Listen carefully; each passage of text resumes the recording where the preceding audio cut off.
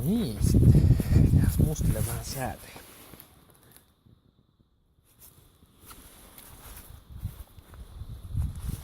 Siellä on latausasema.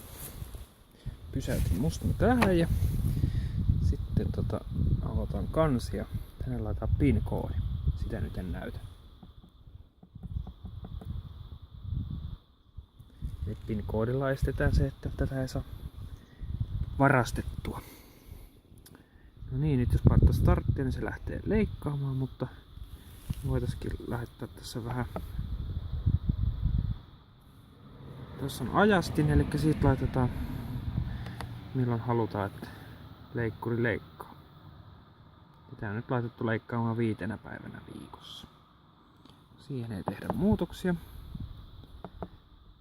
Sitten on leikkuukorkeus. Eli nyt täällä on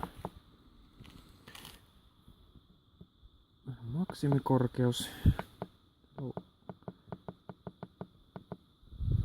minimikorkeus. Se oli nyt äsken 8. Jos laittaa se vähän matalammalle, niin jos se leikkaisi vaikka noita tippuneita koivunlehtiä vähän. No muutenkin se ehkä vähän voisi olla lyhyempi. Elikkäs laitetaan 6. Noin. Ja ok.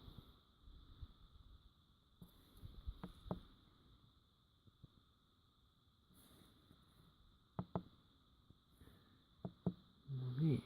Sitten täällä on muita säätöjä, mutta niistä ei nyt tällä erää enempää. Noin. Sitten me tarvitaan laittaa musti töihin taas.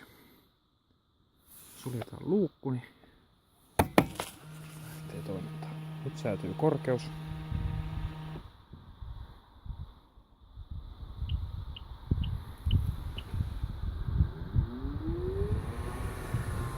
Siitä lähtee.